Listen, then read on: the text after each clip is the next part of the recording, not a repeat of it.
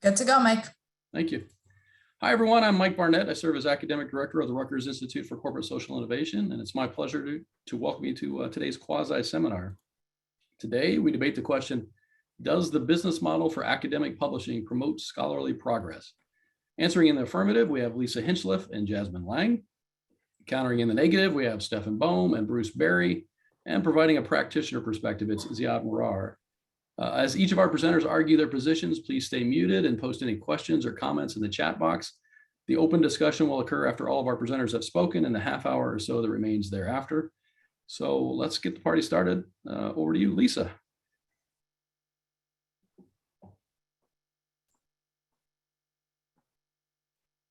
Great, thank you, Mike. Let me go ahead and see if I can find the correct screen for sharing here. This is like the olden days of having to write on the chalkboard and spell things correctly. Now we have to.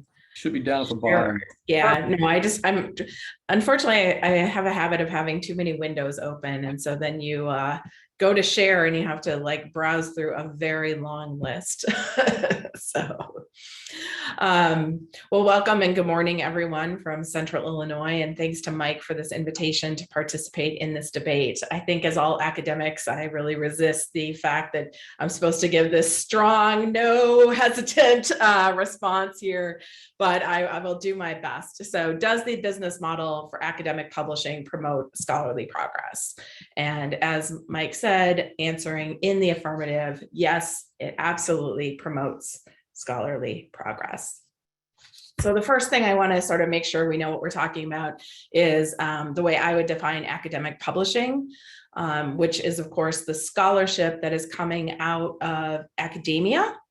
But I do want to make sure that we understand that some of what is published by academic publishers may not actually come out of academia. It may be people working in other industries, but they feed their scholarship that comes out of pharma or other places into this academic publishing market. In sort of the work of the academic publisher or the scholarly publisher, and I'll admit I'll probably tend to say scholarly publisher, I'm using them interchangeably, is, as Bashkir described it, filtering, framing, and amplification. So it has this function of helping us sort through the amount of information that's created, framing that information in certain ways, and then amplifying it to an audience of readers and users. Another sort of way that we sometimes see this described in the literature is from the author perspective. What does this do for the author? It registers their work. It sort of gives them the right of attribution, the right of credit for ideas and research that they have created in promotion. It gives them certification. It says, this has been certified through some sort of expert process. Typically, we think of this as peer review, but of course, there's also editorial process in this as well. It is also the process by which the industry removes information from the publishing process in saying, like, we're retracting this article for some sort of issue. So it's a quality mechanism. And it is also a mechanism for conveying prestige, that this is the important work done by important scholars at important universities.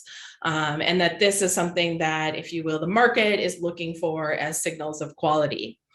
It serves to disseminate, or as was said, amplify. It distributes the scholarship. It makes sure that it can find an audience and that that audience can then access it.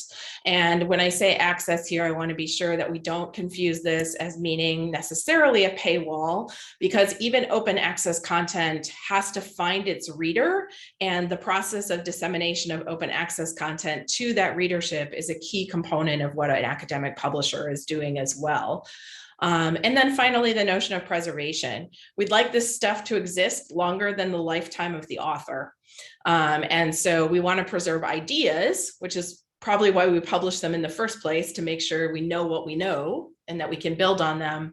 But we also want to preserve the objects, as I'm kind of putting it here, right? That this was an article, it was put together, it was edited, and we want to make sure that it's available for generations to come.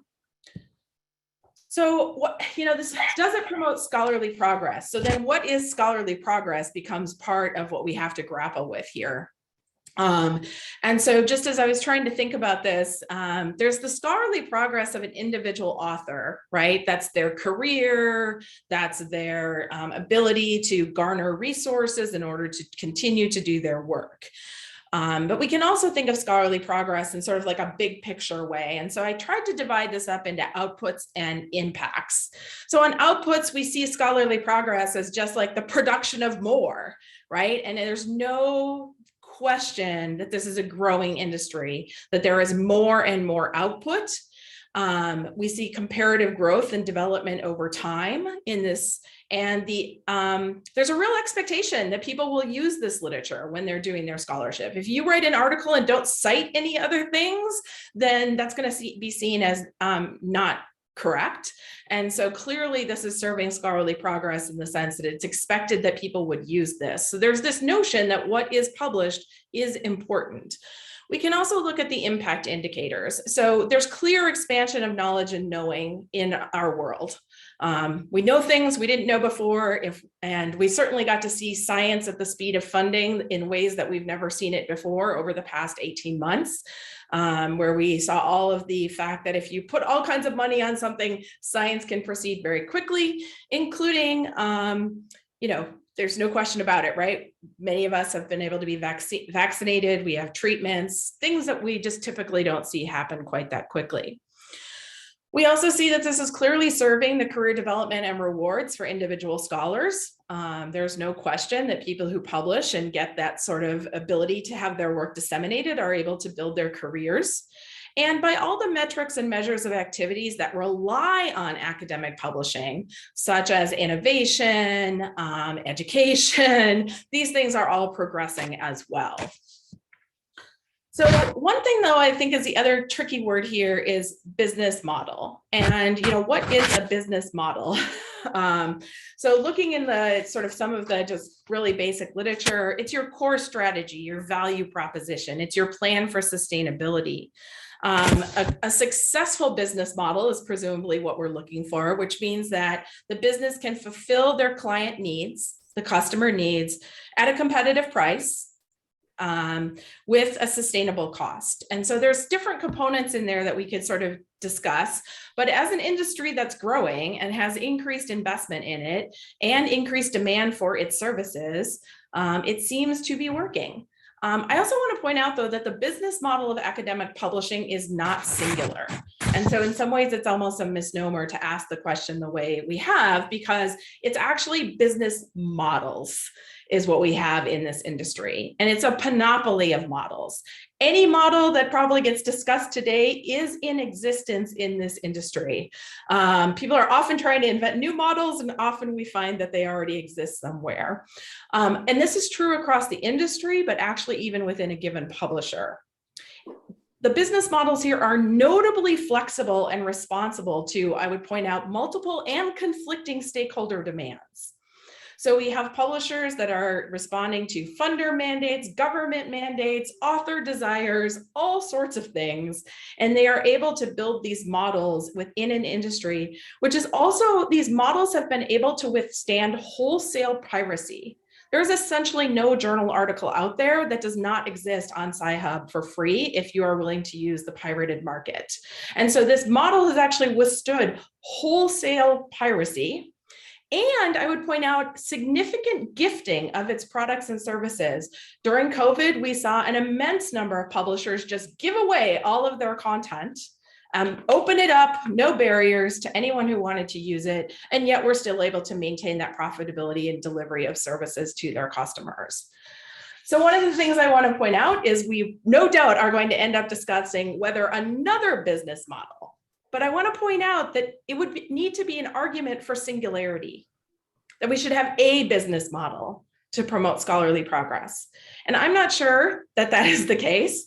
Maybe it would, maybe it not, but I'd like to hear that dialogue about whether we should have actually a singular business model rather than this notion of diversity and responsiveness to different parts of the market and their needs. But in my mind, there is no question that the current panoply business models, the business model of responding to stakeholders, is clearly serving scholarly progress. Thank you. All right, thank you very much, Lisa. Now we will turn it over to Steffen to counter that. Great, thank you. I'm just sharing my screen. Can you see that all right?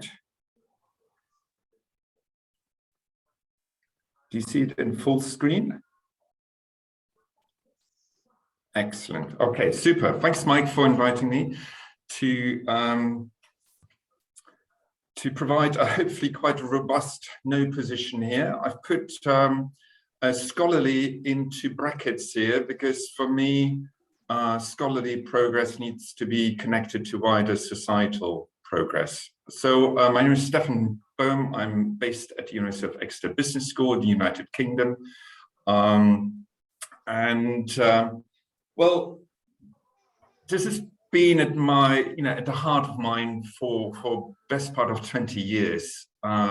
In various circles, this question that we are discussing today has been really quite hotly discussed for the best part of 20 years, if not a lot longer.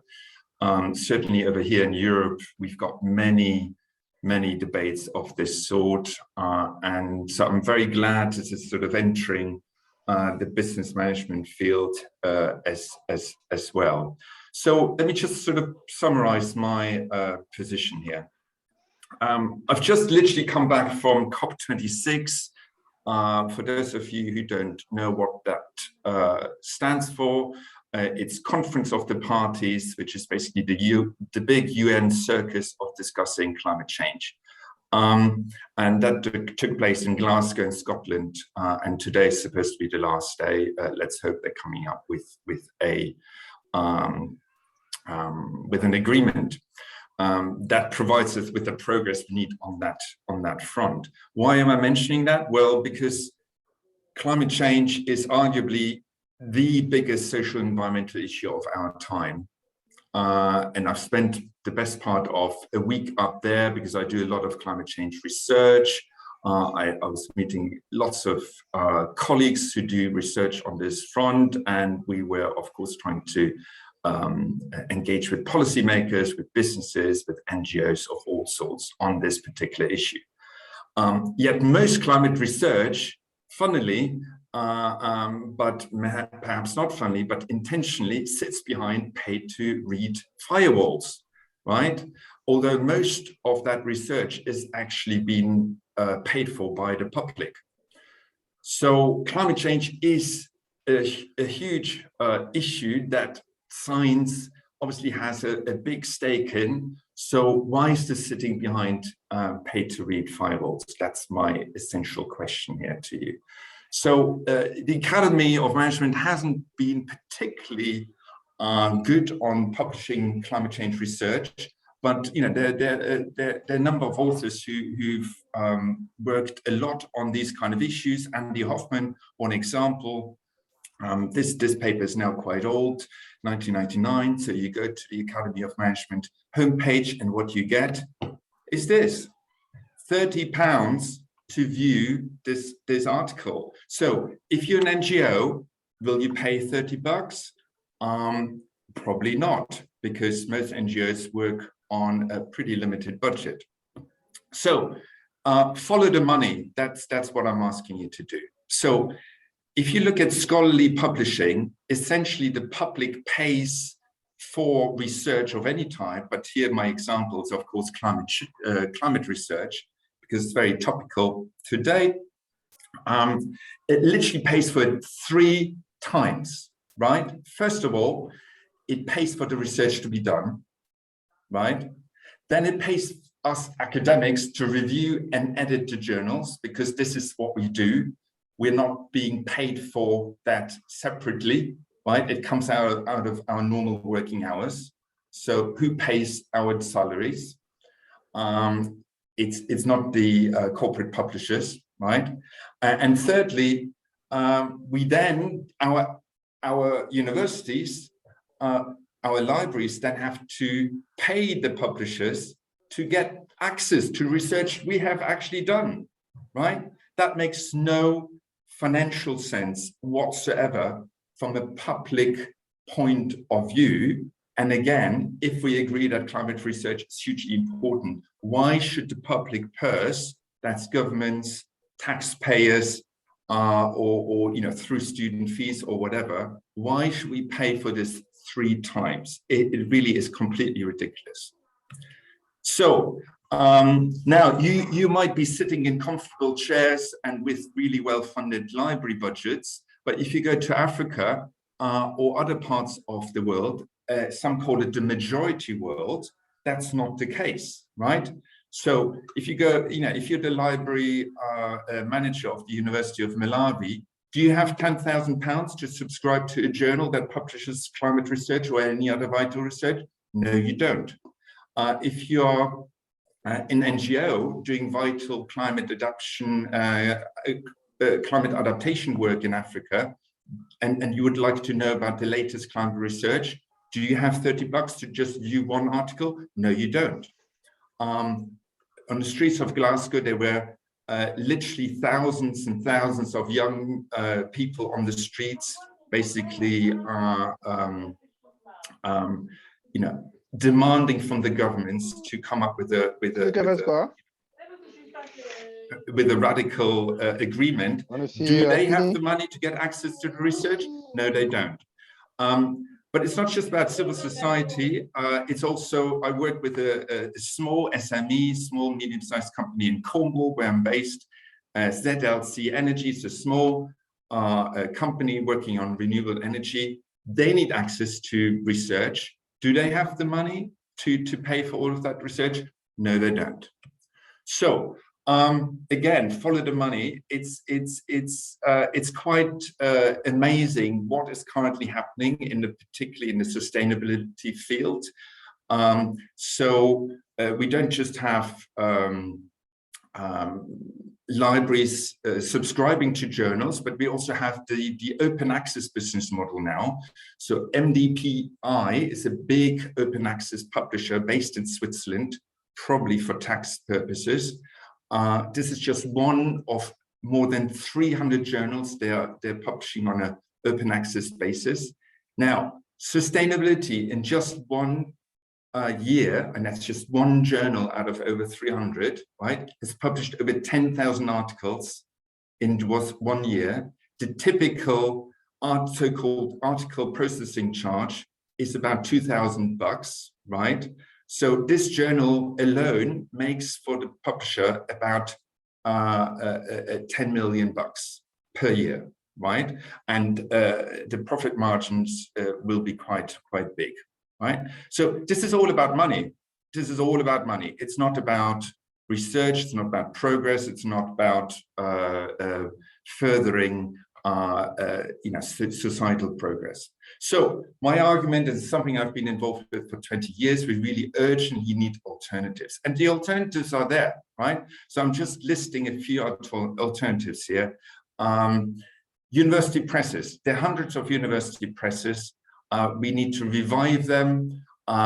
Here's an example from the UK, University of Westminster Press, based in London. They publish open access books, which you can freely download. You can see here the download button. You can actually download this book, Vital Research on the Pandemic, which we all need to know about, and it's free to access for everyone. You can also buy a paperback for 10 quid. This is a book that I've just published together with the co-editor, I should say. Open Book Publishers is a cooperative model. It's a non-profit.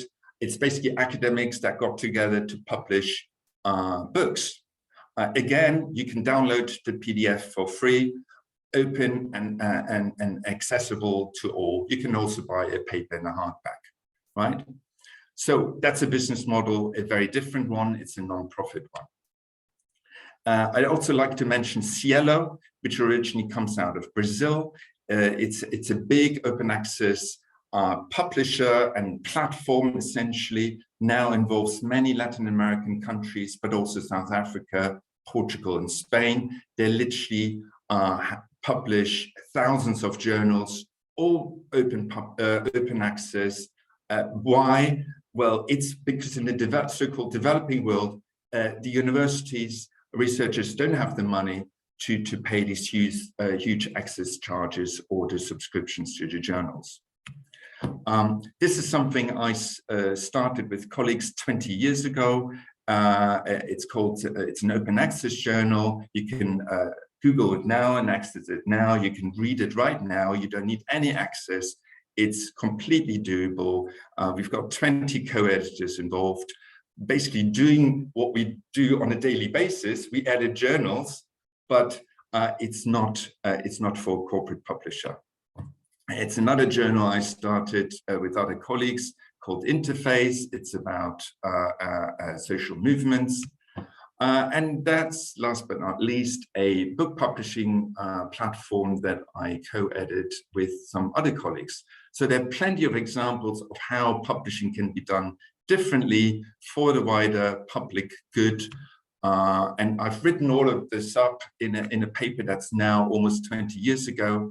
So there's a lot more detail about what's wrong with the current scholarly publishing business model, and you can access it. But if you go further down, access options, I'm afraid if you don't subscribe to it, you have to pay £29. But if Ziyad is feeling generous, he might give it to you for free because it's one of his journals. So to summarize, climate change, this is just my little example because it's very topical and close to my heart. Science plays a huge and crucial role in addressing this big challenge. But if the research sits behind firewalls, ... you can conclude yourself. So thanks very much, and look forward to the next position. All right, thank you very much, Steffen. And now to counter the counter is Jasmin. Yes, thank you very much. I'm trying to share my screen as well. I will not put on the presenter mode. I hope you are fine with that, because I have it will otherwise crash, believe me. So I'll just leave it on as it is. There is an update going on in my office, and that's not really working well. I hope you can see nevertheless and can see what I'm presenting here. So I'm also presenting a kind of a practitioner's perspective here. Let me start with giving you a very short introduction to where I'm from, so you can place it a little bit, because not everybody will know the publishing house Brill. We are a very old company. We've been around for more than 300 years. We're founded in the coastal city of Leiden in the Netherlands. Our focus is publishing books and journals in the humanities, social sciences, international law, and biology. We have offices in 6 countries and 3 continents. We're both a global publisher, publishing 75% of our publications in English, but also a local one. We have a number of German imprints and are therefore also serve local markets. For humanities scholars, there's other research output which is really important to them: primary source collections, bibliographies, encyclopedias, text editions. Think of these kinds of publications, which usually do not give scholars a lot of credit, and we are also struggling with open access funding. I could put that last bullet point also at the very top of this slide. We have been active in open access publishing for more than 10 years now, and are one of the humanities publishers with a fairly large open access book output. But we'll probably talk more about that during the course of that presentation. Academic progress is at the heart of our mission. This is our mission statement here. So that's also why I'm here to speak for the yes position. We of course think, and Steffen has just explained that with just one example, climate change. There are numerous other examples why we think that the humanities, social sciences, and international law are areas of scholarship which are really vital for addressing today's global challenges. And this motivates us to do our work every day, to go to the office every day, and to work with scholars and editors around the world to disseminate their research in the best possible way. In many cases, the best possible way would be open access, of course. Advancing discovery and learning is at the heart of what we're doing.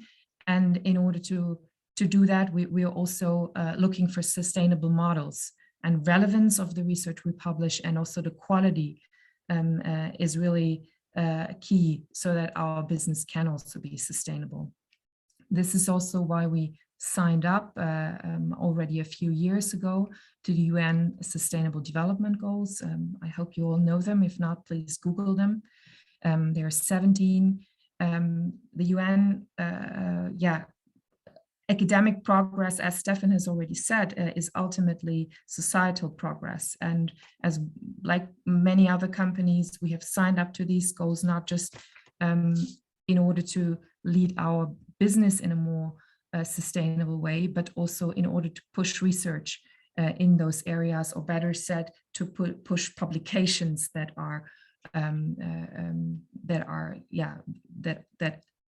deal with these areas, research areas.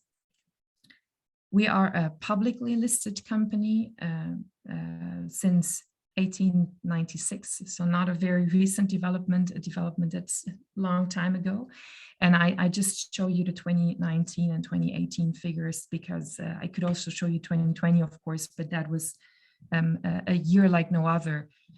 So yeah, I can't really compare it to any other year we've had. And here you can see that, we have solid margins. But I think it's important that in those discussions that we have about academic publishing, when you look at the some tweets that are out there, also articles in newspapers, when we're discussing margins, quite often the EBITDA margin is quoted and not the operating margin or the net profit. I think it's really important to keep that in mind when you're discussing these margins. And it's also really important to keep in mind that most publishers, academic publishers that are out there working with their communities, hundreds or better said, worldwide, if you also look at local markets, thousands of academic publishers have EBITDA margins that are nowhere near those 30 plus that some of the very big publishers have. Here you can see where Brill was in 2018 and 2019.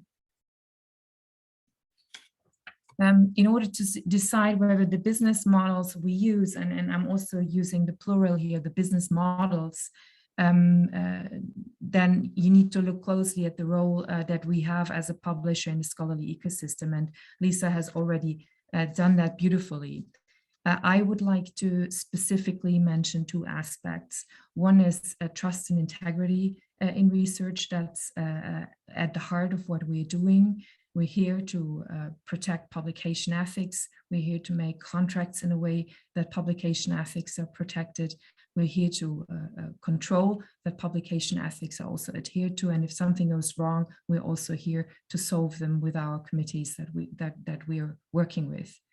Another aspect that we're mentioning, and maybe we have a chance to discuss that in later, I would be really interested in that, is that the diverse ecosystem we have, and Steffen mentioned a lot of really nice examples that have also developed in the last few years, open access publishers, non-for-profit publishers, for-profit publishers, university presses, libraries are starting to develop publishing activities, small family businesses, one-man shows, the big corporate publishers, that this diverse ecosystem is there to support academic freedom. And that's what I strongly believe. I think it is important that we have a diversity here and not a centralized system. That diverse ecosystem asks for a variety of business models. So there is not that one size fits all model that would work for academic publishing. We have the STM market, which works differently than HSS. We're publishing different types of output, journals, books, reference material, but also newer forms of research output. We are serving, as Lisa has said, different stakeholders, from the authors to librarians to funding bodies, also institutions that we are working with. And don't forget that we have local markets next to the global ones. A lot of research is published in native languages, so not in English, in many other languages, and that's really very, very important that we maintain this. There are authors that have access to a lot of funding, and if you think of a funding project, then the publication fee is usually 1 or 2% of that entire research grant. It's a fraction. So if you could say if the public can afford to pay for the research grant, why can't they pay for that article processing charge? In many cases they do, and you can also see that in the biomedical sciences, a lot of research is published in open access. I would even argue the majority is, but there are also a lot of authors that have no access to funding. And I'm not only talking about authors that live in less privileged countries, I'm also talking about humanities scholars in very privileged countries. They simply cannot afford those high fees. And we have research that is serving and needs to serve a really broad audience, that needs to have impact on policymakers, on NGOs, on the general public. But we also have research that is serving a really small audience, a small audience of peers. And we need to make sure that we are finding the right business model for all of these different parts of the market in order to progress scholarly research. Thank you very much. All right, thank you. Everybody's getting done very quickly. We'll now move on then to Bruce, who will surely be much more long-winded, so we'll be fine. Moi. Let me just do the screen sharing in progress here. Oh, wait a minute. I gotta hit a button first. And now I will hit the screen share. I think Lisa. I can. It'll stop her. She doesn't have to stop. I think this will work. And just give me the thumbs up. Yes, you have it. Very good. Well, thank you then. There we go. That's me. I'm here in Nashville, Tennessee. Greetings, everybody from sunny Nashville. And I come at this topic not just as an interested person and scholar and all that, but I've also just recently wrapped up a 5-year term as editor-in-chief of this journal that you see there on the screen, Business Ethics Quarterly. And a lot of my thinking on this topic comes from that experience in which I had to work very closely with a publisher and understand all aspects, a lot of aspects of the business that I really, as a scholar before becoming an editor, didn't really see or understand. So I do want to acknowledge, and this is kind of, I guess, a subtext of the comments that Lisa and Jasmin have both made. I do want to acknowledge that these publishers do a lot of things. The first reading that Lisa and Jasmin had suggested as background for this was this piece by Kent Anderson, actually from 2016, called The 96 Things Publishers Do, and they updated it subsequently to the 102 Things Publishers Do. And when you look at the list, they do a lot of those things, although frankly, it lists a lot of things that in my experience, they don't really do, but be that as it may, perhaps some publishers do it for some authors or journals or books or whatever. So I come at this topic not unmindful of the fact that publishers do a bunch of stuff for us and for our scholarly communities, although I share Steffan's position that the business model is problematic. I did come at this presentation intending to begin by defining terms, and I really appreciate that Lisa kind of did the same thing.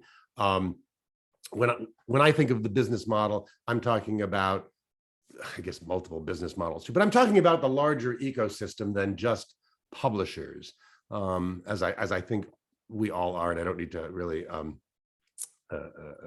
belabor that point. But I did want to address the word promote in the question before us, because I think it is important to draw a distinction between promoting, advancing scholarly progress, whatever that is, as opposed to merely sustaining it for profit, which is kind of, spoiler alert, the position I end up taking here. And this idea of scholarly progress, which, I appreciate that Lisa had a slide in which she defined it, and it was interesting. It was kind of telling, because some of the words on that slide were words like output, volume, growth, expansion, rewards, metrics. Those are kind of business results terms. They're not to me the markers of the kind of scholarly progress that serves society and humanity along the lines that Steffen described, that I have in mind. Now, I come here armed with 5 arguments that I'm going to whip through very quickly in sequence that you see here. And I labeled the first one staggeringly, because what I'm thinking about is the idea that the for-profit end of academic publishing is staggeringly large, it's staggeringly concentrated, and it's staggeringly profitable. The idea that it is concentrated into a kind of an oligopoly is not a new observation. This particular 2015 piece on it gave us some very nice pictures. Here's a very sort of a handsome drawing over multiple decades of the growing concentration among the biggest publishers since the 1970s in social sciences and humanities.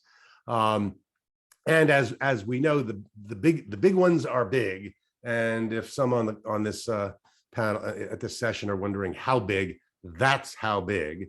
It's the really large ones are counting their journals in the thousands, and the medium-sized ones like Brill, Jasmin's firm, are counting them in the hundreds. I will mention that my experience as editor of Business Ethics Quarterly, that's a journal of Cambridge University Press. So that's my personal experience. Was one of these mid-sized publishers. And although it is, I suppose, technically a nonprofit, and they're wonderful people, Cambridge does, it operates as a business. There's no question about that. And Steffen alluded to profitability, and some may wonder how profitable. And we could look at the case of Elsevier, which is part of the larger corporation Relics, a very profitable company. Elsevier's profits accounting for about 1/3 of Relics. Here are the numbers from the most recent annual report, specifically for the Elsevier division of Relics. And basically, if you do the simple division there, it's about a 38% operating margin, which is, I don't know, from my retirement fund standpoint, enormous. And I don't argue that any industry being large and concentrated and profitable is in itself a moral bad. The issue is the effects that it has on the scholarly enterprise that we're interested in. And so when I talk about peer review practices, I'm thinking about the issue that Steffen raised of I'm calling it here provocatively labor exploitation. Basically, the fact that we provide all this free labor in terms of editorships in many cases, and peer reviewing in virtually all cases for this incredibly profitable enterprise. I'm concerned that the system we have perpetuates placing a value on volume. A journal is better, and this is what I discovered as an editor. A journal is seen as better if it has more submissions. You brag to your membership and to your editorial team and to your publisher that submissions are up, and that is that language of volume and growth, that business language of volume and growth that I actually think is not necessarily productive. And I worry about how we stifle innovation in our peer review practices. It kills me that we have this industry that is enormously profitable and successful financially, and yet we are using incredibly antiquated tools. There does not seem to be the impetus or incentives for the industry to innovate. I'm thinking especially here, coming off a term as editor, of peer review platforms. I mean, my journal in Cambridge uses the Scholar One platform, one of a few that are commonly used out there. And that thing, it looks like it was created around the time Alta Vista was your default browser, and it's a Rube Goldberg machine that it's just a crime that's what this industry puts before us.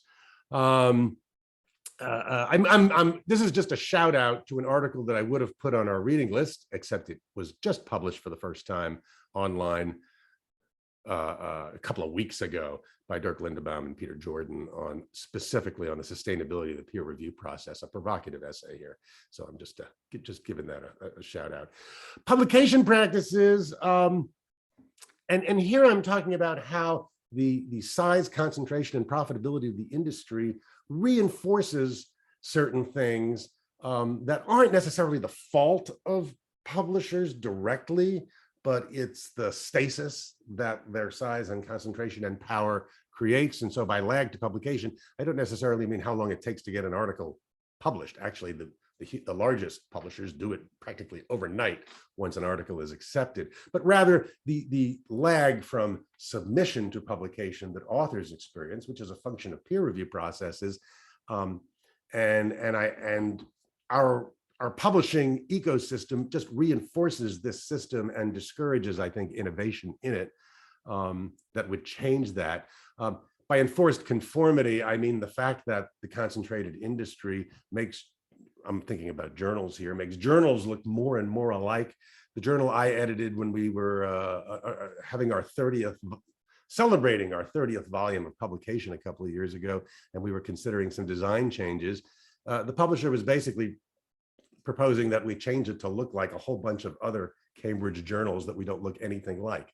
And to me, and as you look at other journals, we see this enforced conformity in formatting and appearance and other practices. And then, of course, the topic we haven't really talked about here, except to allude to it vaguely, which is prestige markets, which is, my fancy euphemism for impact factors and other reputational metrics that, on the one hand, a lot of publishers are doing a nice job of suggesting to us that they want them to matter less, but at the same time, doing very little to actually make them matter less. And it doesn't help when publishers actually own some of these metrics. I mean, Elsevier owns Scopus. The actual JCR impact factor is owned by Clarivate, which is not a journal publisher, but how long before, Springer or somebody else gobbles up Clarivate, who knows? So I worry about that effective concentration.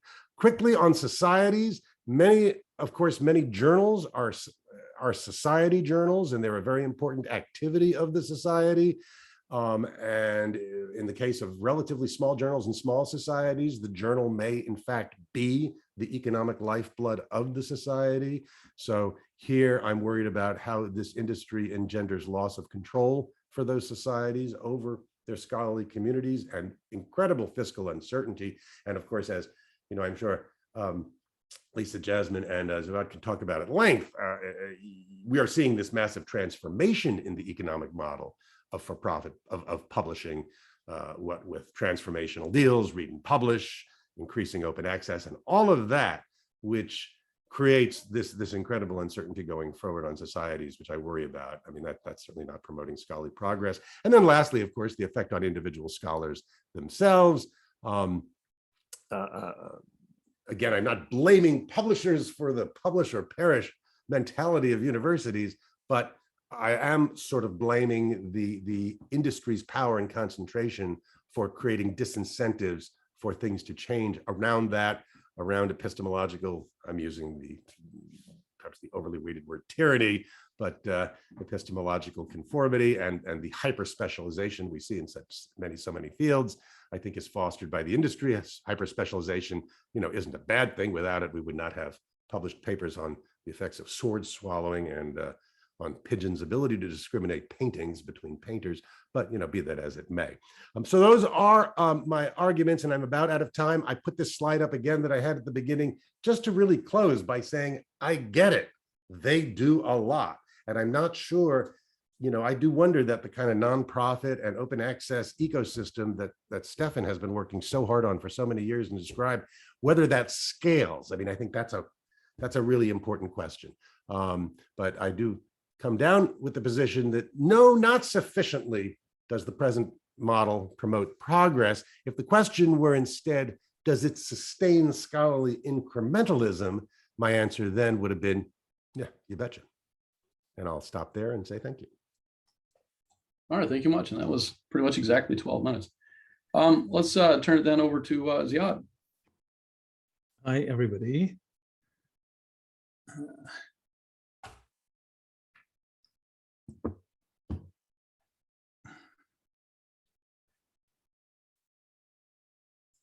Try to find my presentation, sorry.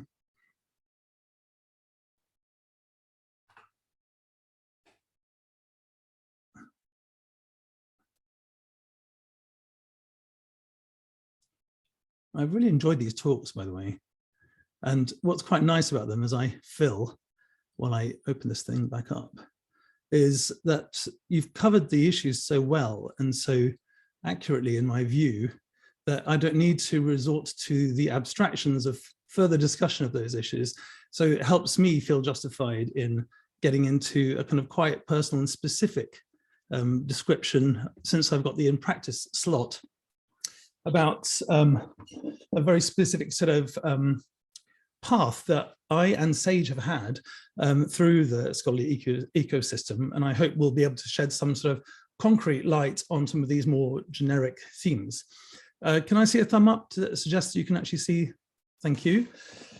Okay, so I think maybe the other caveat to put in is I'm not speaking about all of publishing for the same kinds of reasons. I've never tended to think of publishing as a homogeneous block. I think it's come through in various ways. There are many different forms of publisher, but Sage occupies a space which is definitely at the big end of the spectrum, even though we're a relative newcomer compared to many, only 55 years old. I think we've done well in various ways to actually become quite a significant player, and I think that brings with it significant responsibility.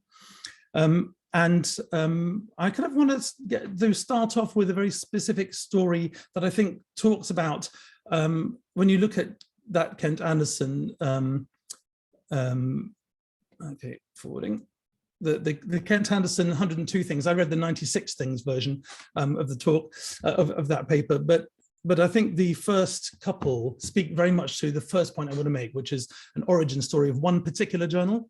Then I want to broaden out to the Sage approach, and then just some concluding thoughts on where to go next. So starting then with the story of a very particular journal. And again, this personal history. So I've been at Sage a very long time. I was a commissioning editor in the 90s, and in the early 90s, I was commissioning psychology and politics journals and textbooks. And I remember going to a conference at Brussels, the World Congress of Psychology, in which I went to a seminar on the topic of cross-cultural psychology. And it was quite a sort of intense debate about the nature of the field. I was interested in particular because we, out of our US office, were publishing the Journal of Cross-Cultural Psychology on behalf of the International Association. But what was struck by was the sub-themes that were emerging, which are around arguing for a new model, which was known within the field as cultural psychology. The thought there was, let's not just export the sort of Western model into other sort of cultures and regions, which the cross-cultural tendency would be to do, to sort of just get a sort of, I don't know, whatever aspect you want to measure of human behavior, and then see how other countries and cultures varied according to that measure. But instead, to come with a more anthropological eye, to be more interdisciplinary, to have a more of a social science imagination. And I was very impressed by that movement, but it occurred to me there was no vehicle for this work. People were presenting, but I thought, actually, wouldn't it be amazing to actually have a journal devoted to cultural rather than cross-cultural psychology, even if it would be an innovation that pulled away from the journal that we proudly published up to that point. I approached one of the speakers who was interested to potentially be an editor, and then he wrote me an outline and whatever, and eventually that all fell by the wayside because he didn't have time. I approached another speaker as an editor, and who also couldn't do it.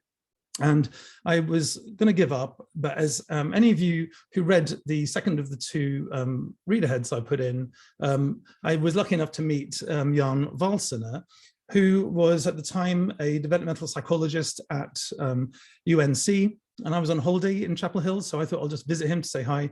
And out of that conversation, which he details nicely in his article doing the 25 years of Culture and Psychology, the journal that emerged from it, to say that, yeah, he was the one, third time lucky, who actually agreed to launch this journal. The journal now is 25 years old, and this is a couple of years ago where he published the piece I put in as a reader head, detailing what that journal has become subsequently, how there's a professional network of cultural psychologists that now exist, how you can do masters in the subject, you can do a PhD. People have built their careers thanks to this network forming. And I think the journal was a disciplining, enabling, and innovative mechanism that enabled that reshaping to happen. From the business model point of view, it was a traditional journal with a subscription price and was very, very slow going. I think, as people know, when it comes to launching journals, even back then, it would take a long time. I would say it was at least 7 or 8 years before it broke even in any one year, and more than 10 years before it actually started to pay back. Now that journal is very successful and very profitable. And that was based on a financial risk taken way back when. And I think now that risk is even greater. So we are continuing to want to try and find ways to launch journals, but increasingly to do so needs to look for ways to cross-subsidize.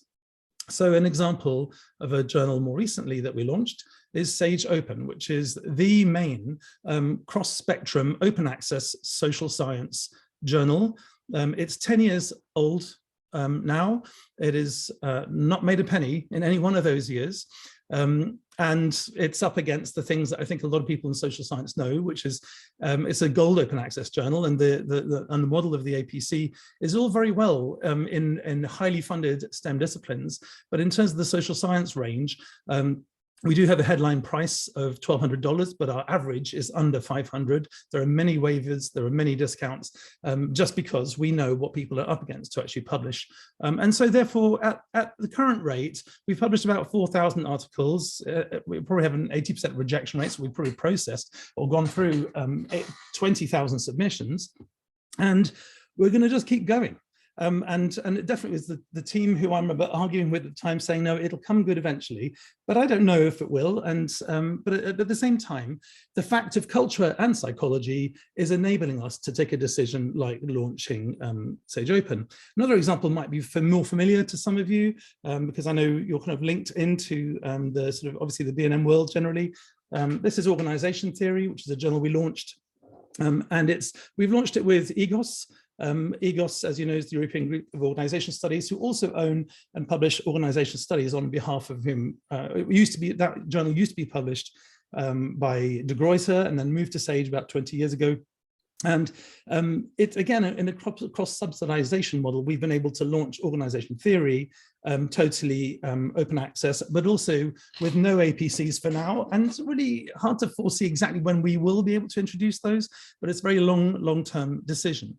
And that's in the context of basically trying to figure out how to keep innovating in the social science space and taking advantage of the successes to then take additional risks, because we don't want to ossify and conserve. We want to be able to create spaces for new kinds of ideas, which maybe is a way to then move into a more sort of general point about Sage, moving from the specifics. I feel that each publisher should be judged in their own terms. And from our point of view, we have this mission that boils down to that we're building bridges to knowledge. It is absolutely a fundamental belief, to your point, Steffen, about progress, is that not just about academic progress, but actually societies will strengthen and progress if such bridge building happens well. And by this, we mean everything from the kind of creation of an idea and a knowledge claim and its validation and certification and a list of stuff that Lisa said, but all the way through over that bridge to the other side, to the consumption of it, for the person seeking knowledge and understanding, the people who need the pedagogy, the policymakers who might use it. So it's genuine impact rather than its impact factor. And just on impact, we're interested in having an impact with the knowledge claims that we're able to surface, validate, and get into people's minds. And on the point that Bruce was saying, I kind of, we're more than just waving our hands saying we don't like the impact factor. We published a 5-year impact factor first. We've set up an award for the 10-year view, and then social science see it as it works against a lot of the journals. And it's another example, I think, of the biomedical model really kind of holding sway too much and shaping the whole debate. So we have these 3 pillars, as we call them, as a way of pursuing our mission, and we have been populating them over the last many years so that it now looks like this. So we have our research effort on the one side, which is the journals, both OA and trad journals. On the left, we have much more of that sort of textbook pedagogical stuff. And in the middle is a sort of what we call the learning pillar, which is a kind of class of products, which are all kind of gambles of one kind or another. They are research methods, databases, video collections, ways to try and think afresh about how to do that bridge building in the future.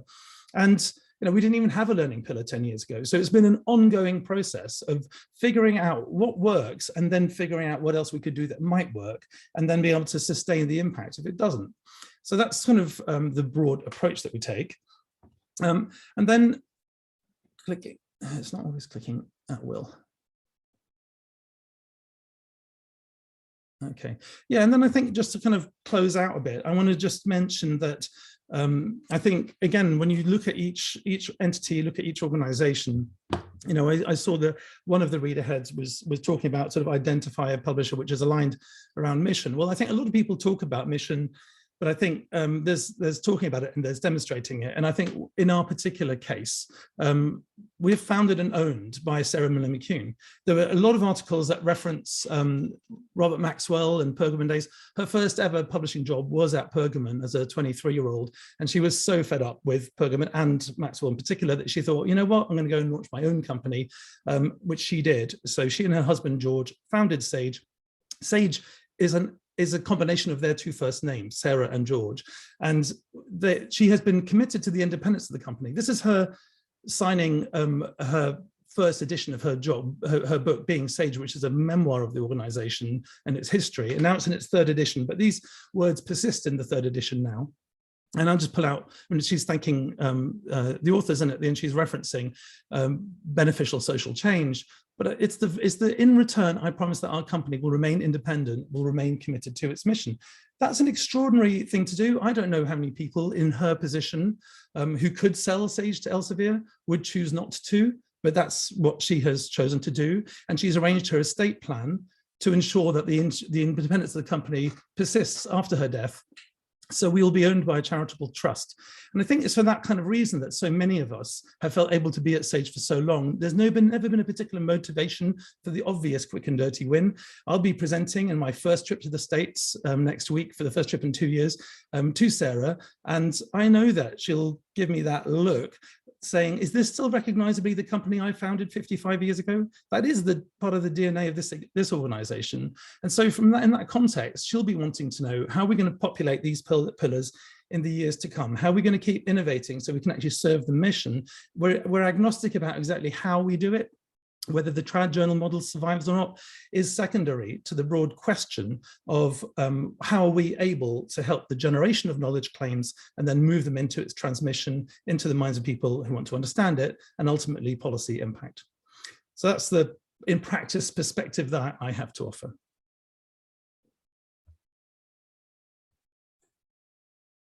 All right, well, thank you very much. We've heard from everyone now, and it's good to hear these distinct perspectives. And I'll move into the Q&A. We don't have really clearly defined Q&A, so I'll start with some questions that I've come up with. But in the meantime, if you have a specific question, if you could just do the raise your hand function and I'll get around to you.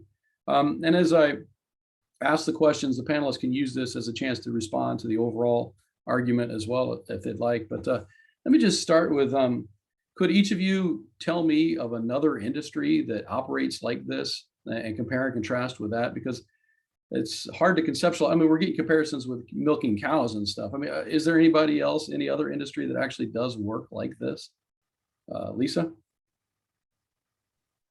What do you mean by like this? Are we actually talking about the fact that, like this, like works to have sustainable business models so that the companies that make up the industry stay in business? Yes, they all try and work that way. So like, I feel like there's something more you want to ask about. Why don't I start with somebody else giving an example? Yeah. I mean, yeah. Maybe Steffen has a view on this. Yeah, it's called platform capitalism. So Facebook, Google, all these kind of new social media companies have exactly the same or similar business They don't charge model. you to view the content, right? So we, the consumer, the producers, we provide the content for free. We're happy to do it. We put a lot of free labor in. I co-wrote another paper on exactly that. So basically, content is produced for free, and then the platform that is proprietary and owned sells the content, packages the content, sells it on to whoever is happy to pay for it. And of course, Facebook is basically a marketing company, and the publishers are selling it to the libraries and elsewhere. So that would be my analogy. Okay. Bruce, if that's what you were getting at, then yes, Yeah. I would totally agree with Steffen that, you know, that's an example of another industry or that works in this same way. Okay. I mean, I guess another way to think of, you know, the question, what's an analogous industry? Because I think Steffen's example is great from that perspective of the sort of the product. But you could also think about it in terms of, I guess, the structure of the industry, the consolidation of a few large players, and then a bunch of, as has just been, I think, appropriately mentioned on the chat, the smaller players like Sage and Brill, well, especially Brill and, you know, Oxford and Cambridge, you know, and an industry that has consolidation at the top. You're starting to see more in the middle. The question I asked in the chat was, will the big ones start to take over, start to basically eat each other up, which is kind of something we've seen in textbook publishing, which is a different industry, and for the most part with some overlap. And so in a sense, another industry like this is textbook publishing. You know, I wonder if consolidation in this industry will go the way it has there, and whether that's a bad thing. I tend to think it is. Yeah, I mean, I asked the question to see if there's some things from those industries and how they're evolving that might be relevant here to how this industry might go. But what to do with the control of intellectual property? Isn't that the thing that's distinguishes our industry? And the issue being that, in sense that if you can control intellectual property, then are you blocking people? Is the worry, isn't it? That's the sort of the broad worry. But weirdly, I don't think people do tend to think in those terms when it applies to textbooks, who are also, as we do, controlling intellectual property too. And I did have an interesting debate with George Monbiot, the journalist, who was on a platform at an event we were doing on sort of the question about access to knowledge. And I was saying to him, and you know, to your point, Steffen, about climate change, how much I valued his book, Heat, which was a fantastic book and eye-opening and gripping and fascinating. Did he not think he might put it out open access because it's got such great stuff in there, as opposed to being a bestseller for whichever publisher it is, that enabled them to cross-subsidize into tons of book publishing that they wouldn't otherwise have been able to do? It honestly didn't seem to have occurred to him. If I may also, Mike, if I could just throw in here quickly, another, you know, a defining feature of this industry, as Steffen talked about a little bit in his prepared remarks, you know, is the fact that virtually all research is publicly funded in some way, and we then essentially allow the results of that publicly funded enterprise to be privatized into the hands of, I'm sorry, Ziyad and others, profiteers. And an industry that is a lot like that is the pharmaceutical industry in the US, where, you know, much of the basic research is publicly funded, and we let pharma, you know, privatize the results of that. So It's your, I don't want to say that big journal and big pharma are, you know, are morally the same. I think the point that's worth mentioning there is the one I was trying to get across about the biomedical model being read across. So I think pharma is a great analogy if you're looking at big STEM publishing. If you look at the amount of money that goes through the NIH and NSF, we're dealing with many billions of dollars. When you come to these, I think NIH is at $32 billion. When you look at the Behavioral and Social Science Directorate of the NSF, that's about $200 million. And we look at political science, it's about $14 million. And that's what Jeff Flake was trying to shoot down as totally a waste of taxpayer dollars, because they could be curing cancer. I mean, really. So I think let's make distinctions between which bits are gigantically funded. If I could just I think another interesting thing, though, that if we look at this business, if we look at this industry, that we should also maybe kind of think a little bit about is it might be interesting to think about whether there's any other industries that have experienced this kind of essentially stakeholder-driven restructuring. So we can go back 20 years and essentially there is no open access publishing happening. 25, let's just make it a little simpler, 25 years, no open access publishing. Everything is being published by subscription with a paywall, especially once we go back to print, because it's inherent in print practically.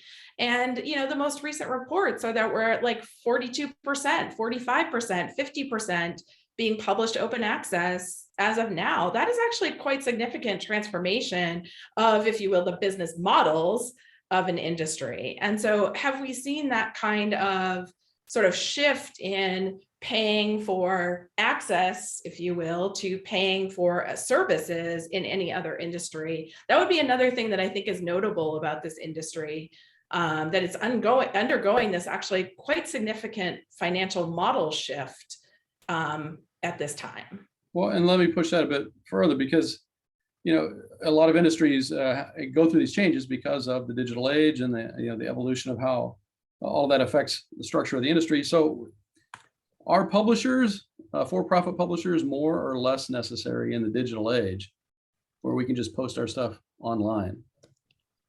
And yet you don't. Well, the funny thing is, you know, that's my final question, which is why the hell aren't we? But we'll come back to that. Go ahead.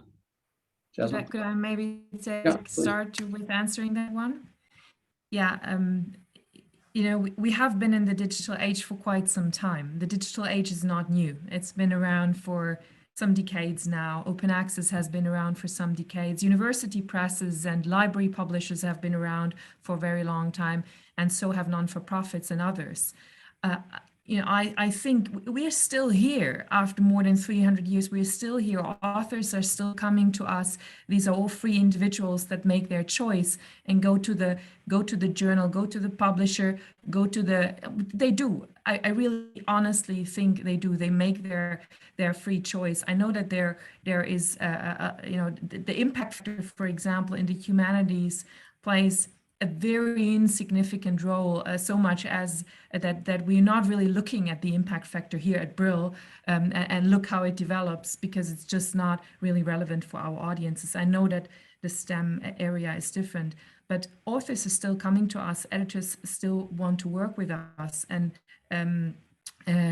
you know, Steffen has shown that there are lots of alternatives there, and they're also blossoming. I think, you know, we have, as Lisa has said, are in the process of making this transformation from print, where the library patrons go to the library itself to access the research, usually for free, over to a digital area where most of the research will be available freely online for everybody to access.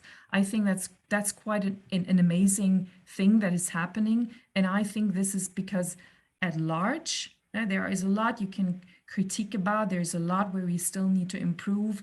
There's a lot of progress we can make in the scholarly ecosystem, but at large, most of the stakeholders seem to be happy with the system as it is.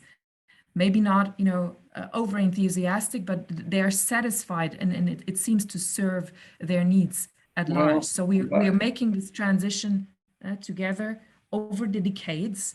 And I think we will continue to do so. So it's not like Academia EDU, for example, or other platforms have wiped out academic publishing. Okay, Bruce? Yeah, if I could throw in two things. First of all, in the way that Jasmin just described sort of the transformation in its relationship to technology and platform and such, being here in Nashville, a city whose economy is built on music, it's hard not to notice a kind of analogy with the how technology has affected the distribution and ownership and distribution of music over the last 20 years. And there are dissimilarities there too. But the other point I wanted to make, or really it's almost a question for our industry panelists, is so this transformation, which is important, right? I think that's such an important point, that there is this transformation in economic models as we move away from subscription and toward read and publish and open access and all this. So, the question that Mike asked was, do we still need for profit publishers? Well, we'll of course always need people to do publishing things. My journal, a society-owned journal, could the society actually publish the journal? Of course not. But, the society could band together in a cooperative with other societies. I think this is some of the stuff Steffen has written and spoken about. Possibly to create it, you would still need some professional publishing services from a for-profit entity that would provide them, whether it's copy editing and proofreading or page markup or whatever it is. But you would be just simply hiring a service. You wouldn't be handing over the ownership of the process to them. And that's a key. That's kind of my thinking about that question. Well, that's why, and I went through this with a Sage journal. The Sage owns the journal, and so we're just basically free labor for them instead. So how do you make the distinction between those journals that are owned by the publisher? Because then that freedom of choice of getting the best option amongst the publishing choices is not there. Can I jump in since it's a I would Sage say journal? most non-for-profit publishers also own the journals, and most society publishers own the journals. This is really important, I think, to say. And whether we still need for-profit publishers, yes or no, that's I think you're totally right. We definitely need professionals that publish research and that support editors and authors to publish the research that they're working on. This should not all be on the shoulders of academics. Why would it be? It is a profession, and we're adding value to that process. And the distinction between service providers is a good one, but service providers versus owners of others provided intellectual property. I think we consider ourselves as a service provider, and so would probably say. But I'll leave that to Ziyad to answer. Part of what you're raising, Mike, with this is an interesting question, right? So we see this in Plan S leadership, Johan Roerich, for example. And so Plan S's sort of push for transparency at the publisher level, like, okay, tell us of your APCs, what percent goes to marketing, what percent goes to this, what percent goes to that. Little side note, Plan S lets you just distribute your profit across all of that. And so we don't actually get any information about profit. We just get sort of a distribution. But Johan himself is actually arguing for something beyond what Plan S is arguing for. If you hear him talk, when he's talking as how he believes the system, which is he's talking about unbundling services. So that you would, if you were, rather than paying an APC, you would pay this fee for the review process, this fee for editing, this fee for, right? And, there's some people who believe that unbundling those services and then authors could choose which of these sounds like a lot of overhead costs to me personally to unbundle and then choose.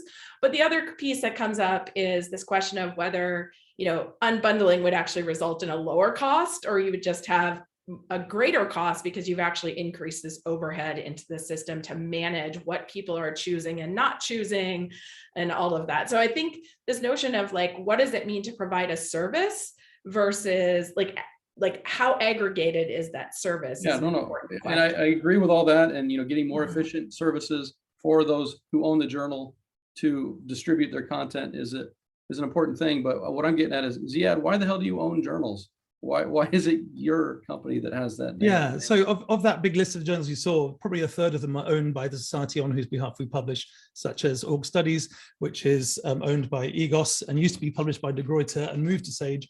But it was around that time when we were wondering whether they might want to move, that it was a gleam in the eye of one of my colleagues, Sue Jones, who said, you know what we need to do? We need to launch a brand new hypercritical organization journal.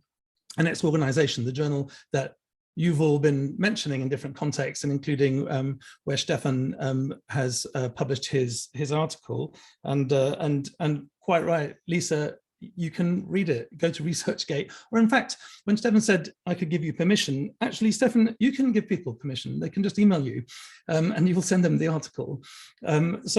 But the thing is, why do we own it? Well, so take all I said about culture and psychology and apply it to Sue Jones's dream idea of launching a hypercritical journal organization. One that is so critical, it's destabilizing of its own discipline. It proudly publishes massively critical work against the whole publishing industry. We're proud of the fact that it's critical, postmodern, boundary bending. Sage's history is filled with launching super critical journals, Theory and Psychology, Feminism and Psychology, Discourse and Society. And every one of those was a very substantial commercial risk, which if it came good 10 years later, luckily, enabled us to then pursue and get the payback that enables us to do the next thing. And clearly we've done enough of it right, even though it's run against many of the conforming traditions of a sort of positivist norm in social science that we seem to have found at least ways, not if not to upend, but great financially viable alternatives to. So I think we've diversified the voices, including therefore legitimating critical voices such as an organization that otherwise wouldn't have the authority conferring mechanism that they deserve to have, but without Sue Jones's brilliance wouldn't have had. But is it fair that you now have a monopoly on that journal? I mean, that journal cannot get better services from another provider. It's your, you've taken that intellectual property and it's yours. Yeah, even though I had a long debate with Steffen about this very topic years ago. I don't know if you remember how exhausted you and I were, Steffen, at the end of 3 hours of discussing this topic in Probably particular. 10 years ago, Ziyad. Was it that long ago? Do you remember still though? Oh, of course, yeah. And the one thing I remember saying to you then, and it comes to this point that Bruce was making about some sort of exploitation of labor, is that journal has a 90% rejection rate.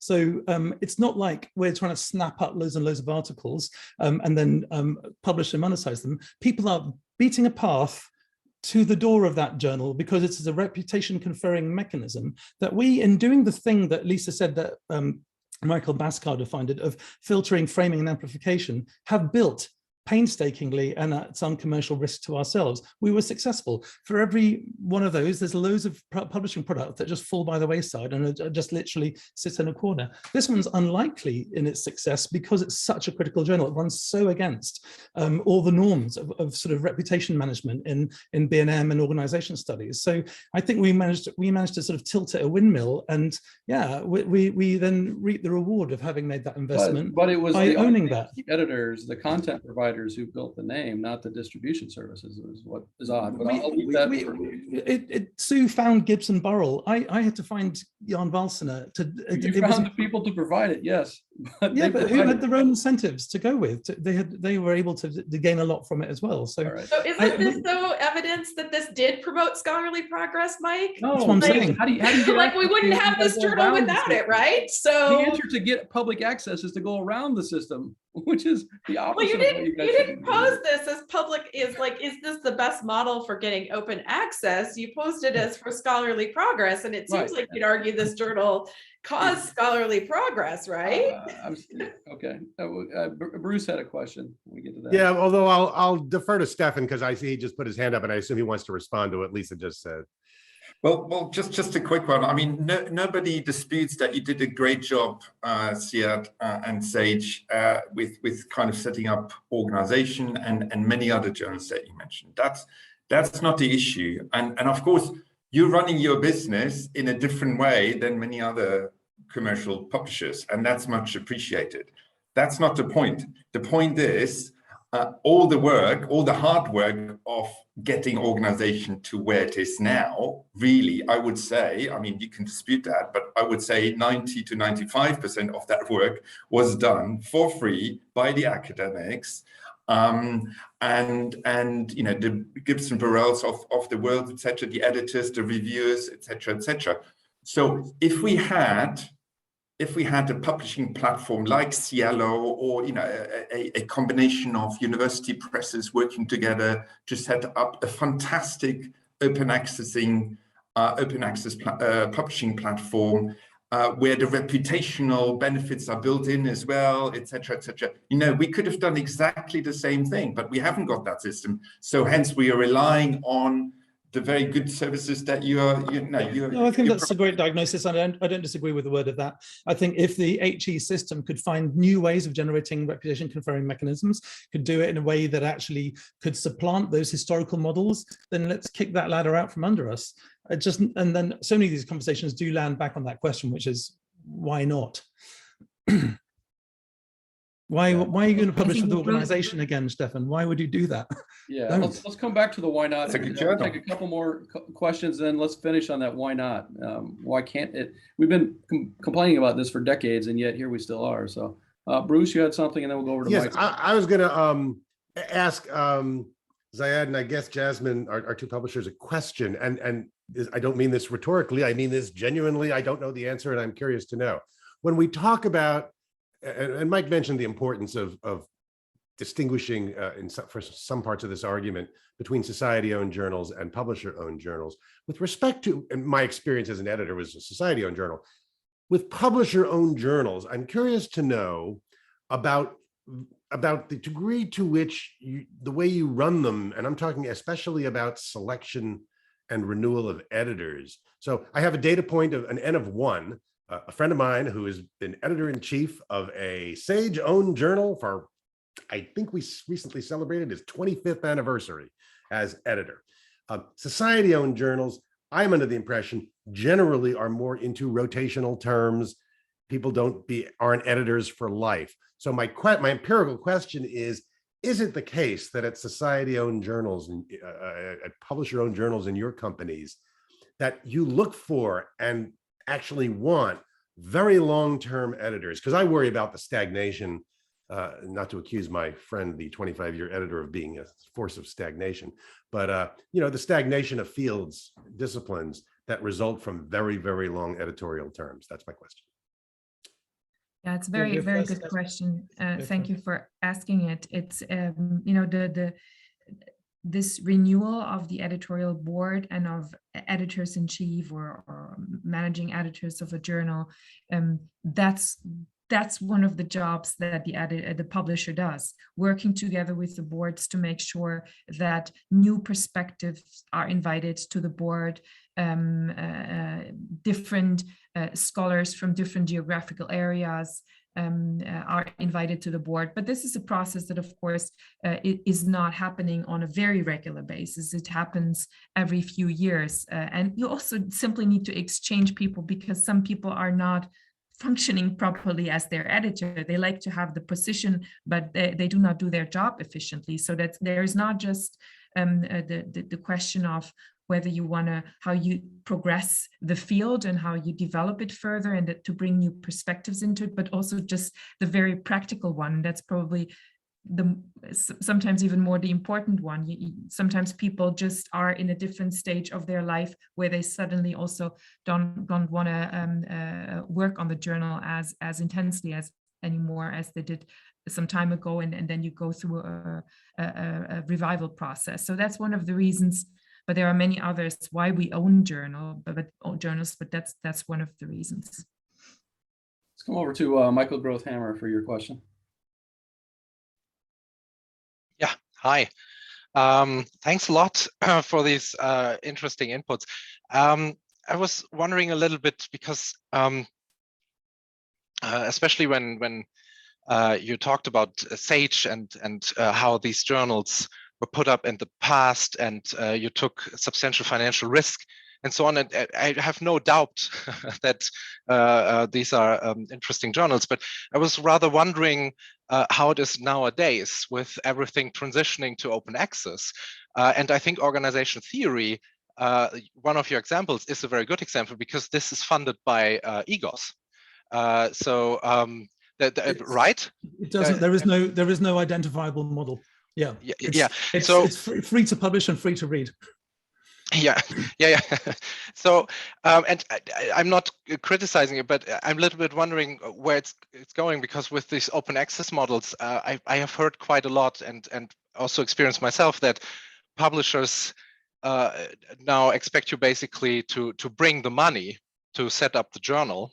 And I don't know if Sage does it. It's not a direct critique, but No, I understand. But there should be a model, shouldn't there? What should the model yeah, be? but what should but this is what I'm interested in, what you have to say about it, like, because we have heard it now. We try to set up a journal, and the publishers basically come and say, okay, you have to bring at least 25,000 euros per year for the start, to set up even the journal, which is not a problem for us, but it really isn't. But it's still this is, yes, we can finance that because we have the rich universities in the back. EGOS can finance that because EGOS is a rich association. And I'm a little bit wondering about, okay, where will it move? Because right now it seems to like the rich institutions seems to be at an advantage right now.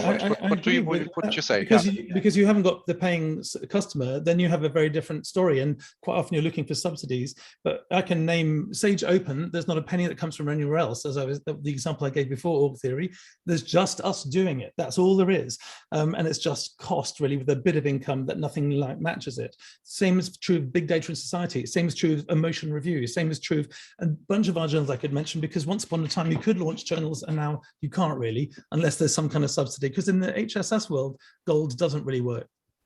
Let me push on that. I think it was org theory that I was invited to be part of the editorial team of that, and I asked them, because it is such a weird non-model, is this going to sustain for past the first couple of years? Because I said, what I fear is you guys are just going to build the name up, get the reputational mechanism, and cash it in, and start to charge fees. And they couldn't tell me that wasn't going to happen. So, well, I mean, whether we could ever get to a point of charging fees, it would be nice if we could charge some fees.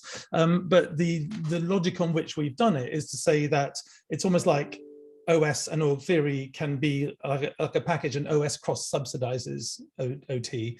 And that's a model that we can just do right now. And so whether there's a point at which it's ever something that people would be paid to publish in or have access to, but even when, as I say, when it comes to HSS and the gold model, we are doing endless waivers, especially people from the global south. We're doing discounting. As I said, our average take on an article from Sage Open is under $500, and that's not sustainable. But our headline price is $1,200. Or it's like university tuition models at this point. Yeah, it's essentially. So I think that's the thing, and then the question is how much to go way beyond journal models at all, which maybe comes to the question you want to come to, which is what other ways to actually generate authority and reputation to come, because exactly, and that's what I still wanted to get into. So, yeah. But it's 1 o'clock, and obviously this is a topic that's near and dear to everybody's heart. So, what I'll do is we'll close the recording now. Well, let me give my little spiel to end things here, and then we'll close the recording. So a sincere thanks to our panelists for a terrific debate. Thanks to all of you for participating. The materials from today's session will be posted on the RICSI website, which is at ricsi.business.rutgers.edu. Please note that it's a revised website address, and so check out the new format. I've also set up a Twitter account to use for refinements of research questions, which is the purpose of these sessions. That Twitter handle is @research_better, and the title is Better Management Research Questions. Also begun a new series called Seminars to Advance Accumulation of Knowledge, or STACK, which you can find on the RICSI website. And please do join us for the next quasi seminar on December 10th, excuse me, when we'll debate the question, do corporations have human rights obligations? That session will feature Judith Schremp-Sterling, Deanne Hay-Shea, I'm going to mangle these names, Tom Donaldson, and Jan Wiss. So I do hope to see you there.